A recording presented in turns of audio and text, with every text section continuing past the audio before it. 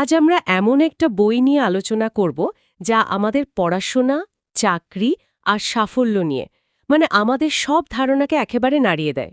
বইটা হলো Robert T কিওসাকির why A students work for C students. এর মূল প্রশ্নটাই খুব ইন্টারেস্টিং। কেন ক্লাসের সেরা ছাত্রছাত্রীরা যারা পরীক্ষায় ফাটাফাটি রেজাল্ট করে তারা প্রায়ই তাদের থেকে কম গ্রেড পাওয়া সহপাঠীদের অধীনে চাকরি করে?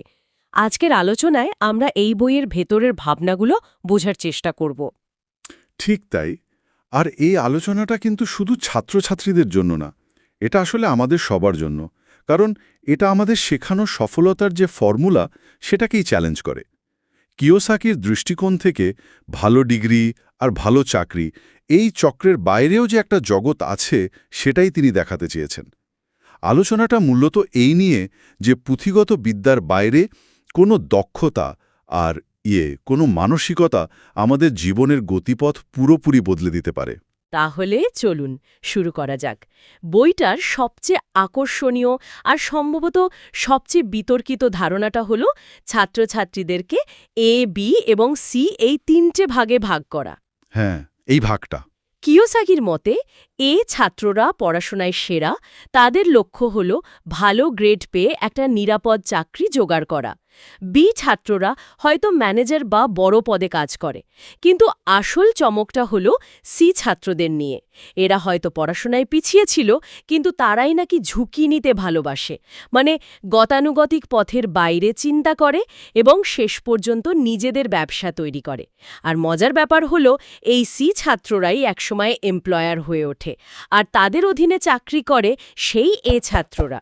ব্যাপারটা প্রথমবার শুনলে কেমন যেন অবিশ্বাস্য লাগে, তাই না? অবিশ্বাস্য তো বটেই।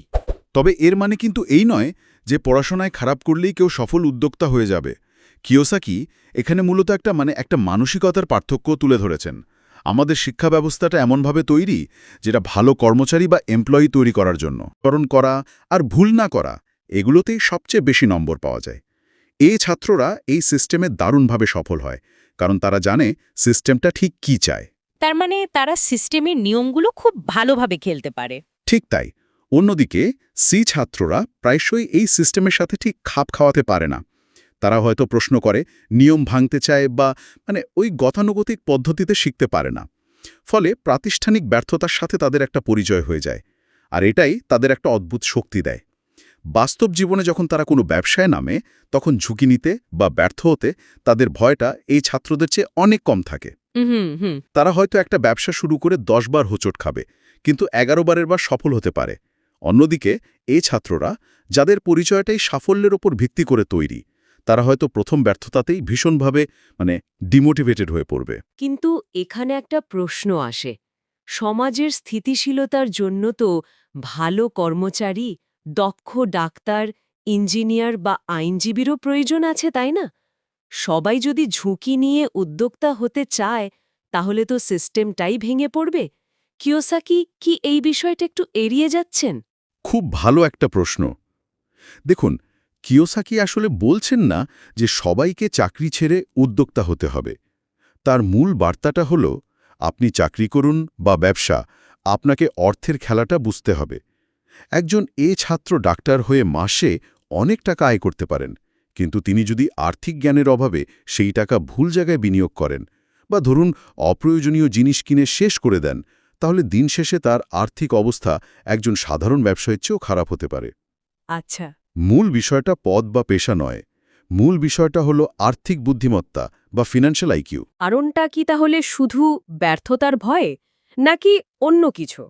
কিওসাকির মতে এর পেছনে একটা বড় কারণ হলো আমাদের স্কুলগুলো আমাদের অনেক কিছু শেখায়, কিন্তু অর্থ নিয়ে কোনো শিক্ষাই দেয় না। ঠিক এখানেই আসল সমস্যা। আমরা বছরের পর বছর ধরে ইতিহাস, ভূগোল, বিজ্ঞান পড়ি, কিন্তু টাকা কিভাবে কাজ করে সেই সবচেয়ে জরুরি বিষয়টাই আমাদের শেখানো হয় না। কিওসাকির মতে আর্থিক শিক্ষার একেবারে গোড়ার কথা হল অ্যাসেট সম্পদ এবং লায়াবিলিটি দায়ের মধ্যে পার্থক্য বোঝা। এই দুটো শব্দের বুঝতে পারাটা আর্থিক স্বাধীনতার দিকে প্রথম পদক্ষেপ। এই দুটো শব্দ আমরা প্রায়ই শুনি, কিন্তু এর সহজ ব্যাখ্যাটা কি? একদম সহজ করে ভাবা যাক। কিওসাকি সংজ্ঞা অনুযায়ী অ্যাসেট হলো এমন কিছু যা আপনার পকেটে টাকা নিয়ে আসে। পকেটে টাকা আনে। হ্যাঁ, আর লায়াবিলিটি হলো যা আপনার পকেট থেকে টাকা বের করে নিয়ে যায়। যেমন ধরুন, আপনি একটি ছোট দোকান কিনে ভাড়া দিয়েছেন। প্রতি মাসে ওই ভাড়ার টাকাটা আপনার পকেটে আসছে, এটা একটা অ্যাসেট। আবার ধরুন, আপনি ইএমআইতে একটা দামি ফোন বা একটা গাড়ি কিনলেন, যেটার জন্য প্রতি মাসে আপনার পকেট থেকে টাকা বেরিয়ে যাচ্ছে। যদিও ফোন বা গাড়িটা আপনার সম্পদ মনে হতে পারে, কিওসাকির মতে এগুলো আসলে লায়াবিলিটি, কারণ এগুলো আপনার আয় বাড়াচ্ছে না, বরং খরচ বাড়াচ্ছে। বাহ, এটা তো দারুণ সহজ একটা ধারণা, কিন্তু এটা নিয়ে আমরা ভাবি না কেন? কারণ আমরা সামাজিকভাবে সফলতার চিহ্ন হিসেবে লায়াবিলিটি কিনতেই অভ্যস্ত। একটা বড় বাড়ি, দামি গাড়ি, এগুলোকেই আমার সম্পদ ভাবি। আমার নিজের কথাই বলি, আমি যখন প্রথম চাকরি পাই তখন মনে হয়েছিল একটা দামি গাড়ি কেনা মানেই আমি জীবনে সফল। কিন্তু মাসের শেষে গাড়ির তেলের খরচ আর ইএমআই দেওয়ার সময় বুঝলাম ওই গাড়িটা আমার পায়ে একটা অদৃশ্য শিকল পরিয়ে দিয়েছে। ওটা আমার পকেটে টাকা আনার বদলে শুধু বেরি করে নিয়ে যাচ্ছে।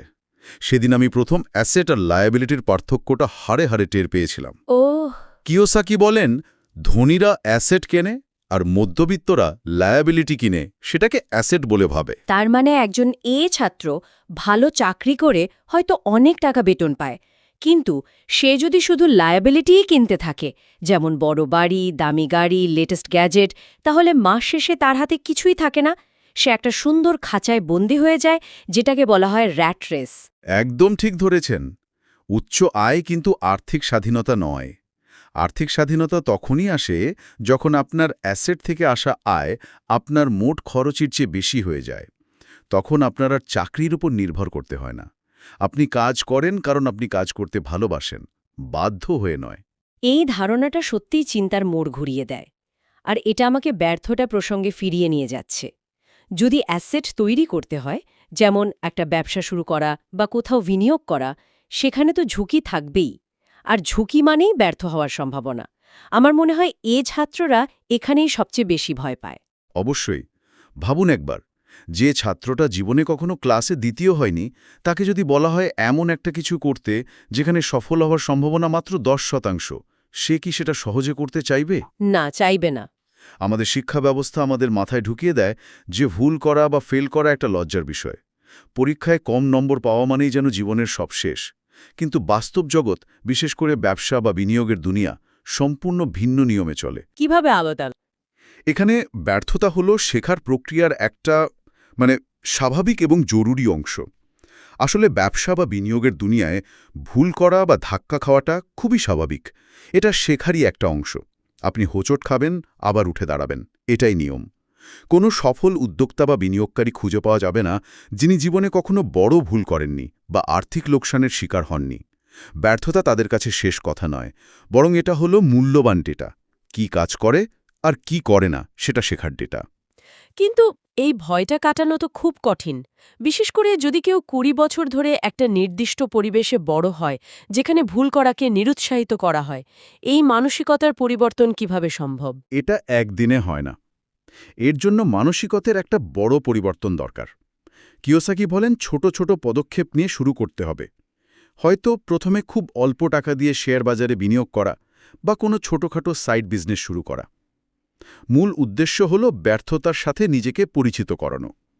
যখন আপনি ছোট ছোট ব্যর্থতা সামলাতে শিখবেন, তখন বড় ঝুঁকি নেওয়ার সাহসটাও ধীরে ধীরে তৈরি হবে। আর বুঝতে হবে যে কোনো ঝুঁকি না নেওয়াটাই হয়তো আজকের দুনিয়ার সবচেয়ে বড় ঝুঁকি, কারণ চাকরি বা বাজারের পরিস্থিতি যে কোনো সময় বদলে যেতে পারে। ঠিক। তার মানে প্রাতিষ্ঠানিক শিক্ষা আমাদের যে নিরাপত্তার অনুভূতি দেয়, সেই বৃত্তটা ভাঙার সাহস দেখানোই হয়তো বড় সাফল্যের চাবিকাঠি। আচ্ছা, তাহলে মাইন্ডসেট পরিবর্তন করা আর আর্থিক জ্ঞান অর্জনের পাশাপাশি কিওসাকি কি অন্য কোনো নির্দিষ্ট দক্ষতার কথাও বলেছেন, যা আমাদের স্কুল কলেজে শেখানো হয় না? হ্যাঁ, তিনি বেশ কয়েকটি বাস্তবমুখী দক্ষতার উপর খুব জোর দিয়েছেন। পুঁথিগত বিদ্যার বাইরে এগুলো অর্জন করা ভীষণ জরুরি। তালিকার প্রথমে তো অবশ্যই আছে আর্থিক সাক্ষরতা বা ফাইন্যান্সিয়াল লিটারেসি, যা নিয়ে আমরা কথা বললাম। এরপরেই আসে বিক্রি করার দক্ষতা বা সেলস। সেলস? কিন্তু অনেকেই তো সেলস বা বিক্রি করার কাজটাকে একটু অন্য চোখে দেখে। এখানেই আমাদের মানসিকতার সমস্যা। কিওসাকির মতে আমরা সবাই সারা জীবন কিছু না কিছু বিক্রি করছি। আপনি চাকরির ইন্টারভিউতে নিজেকে বিক্রি করছেন, বিনিয়োগকারীর কাছে আপনার ব্যবসার আইডিয়া বিক্রি করছেন, এমনকি আপনার সঙ্গীকেও আপনার ভালোবাসার কথা বুঝিয়ে রাজি করাচ্ছেন। যারা বিক্রি করতে লজ্জা পায় তারা জীবনে খুব বেশি দূর এগোতে পারে না।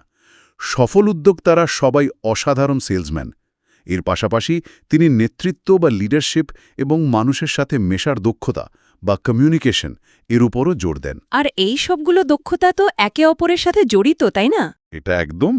ভাবুন, আপনার হয়তো দারুণ একটা ব্যবসার আইডিয়া আছে, কিন্তু যদি আপনার কমিউনিকেশন বা সেলস স্কিল ভালো না হয়, তাহলে আপনি বিনিয়োগকারীকে আপনার আইডিয়া বোঝাতে পারবেন না।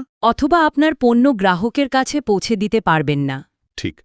আপনার হয়তো অনেক টাকা আছে, কিন্তু আর্থিক সাক্ষরতা না থাকলে আপনি সেই টাকা ভুল জায়গায় বিনিয়োগ করে সব হারাতে পারেন। আবার আপনার দল চালানোর জন্য লিডারশিপ দরকার। কিওসাকির বার্তাটি এখানে খুব স্পষ্ট। এই সবগুলো দক্ষতা মিলিয়েই একজন ব্যক্তি শুধু চাকরি খোঁজার মানসিকতা থেকে বেরিয়ে আসতে পারে এবং নিজের আর্থিক ভবিষ্যৎ নিজের হাতে নিয়ন্ত্রণ করার ক্ষমতা অর্জন করে। এটা শোনার পর মনে হচ্ছে আমাদের শিক্ষা ব্যবস্থা যেন একটা গাড়ির শুধু ইঞ্জিনটা তৈরি করতে শেখায়, কিন্তু গাড়ির চাকা, স্টিয়ারিং বা ব্রেক কিভাবে কাজ করে তা শেখায় না। ফলে আমাদের হাতে একটা শক্তিশালী ইঞ্জিন থাকলেও আমরা সেটাকে রাস্তায় চালাতে পারি না। খুব সুন্দর উপমা। ভালো গ্রেড বা একটি দামি সার্টিফিকেট হয়তো আপনাকে রেসের শুরুতে কিছুটা এগিয়ে দিতে পারে, কিন্তু লম্বা রেস জেতার জন্য এই বাস্তবমুখী দক্ষতাগুলোই আসল। কিওসাকি পাঠকদেরকে প্রচলিত ভালো করে পড়াশোনা করো, একটা ভালো চাকরি পাও আর তারপর অবসরে যাও, এই চক্র থেকে বেরিয়ে এসে ভাবতে বলেন। তিনি চান মানুষ অর্থের জন্য কাজ না করে অর্থকে দিয়ে নিজের জন্য কাজ করাক। তাহলে আজকের পুরো আলোচনা থেকে আমি যা বুঝলাম তা হলো ব্যাপারটা এ বা সি গ্রেডের নয়, ব্যাপারটা মানসিকতার। আমাদের শিক্ষা ব্যবস্থা মূলত আমাদের কর্মচারী হতে শেখায়, আর্থিক স্বাধীনতার পথে চলতে শেখায় না। তাই অ্যাসেট ও লায়াবিলিটির পার্থক্য বোঝা, ব্যর্থতার ভয়কে জয় করে ঝুঁকি নেওয়ার সাহস তৈরি করা এবং পুঁথিগত শিক্ষার বাইরে গিয়ে সেলস বা কমিউনিকেশনের মতো দক্ষতা অর্জন করাটা ব্যক্তিগত দায়িত্ব। রবার্ট কিওসাকির মতে সাফল্যের সংজ্ঞাটা আমাদের শেখানো সংজ্ঞার থেকে অনেকটাই আলাদা এবং অনেক বেশি ব্যক্তিগত নিয়ন্ত্রণের উপর নির্ভরশীল। একদম ঠিক। আর এই আলোচনা শেষ করার জন্য একটি চিন্তাভাবনামূলক প্রশ্ন রেখে যেতে চাই, যা শ্রোতারা ভাবতে পারেন। প্রশ্নটি হল, আমাদের শিক্ষা ব্যবস্থা তার সমস্ত ভালো উদ্দেশ্য থাকা সত্ত্বেও আমাদের কি অজান্তেই একটি আর্থিক পরাধীনতার চক্রের জন্য প্রস্তুত করছে?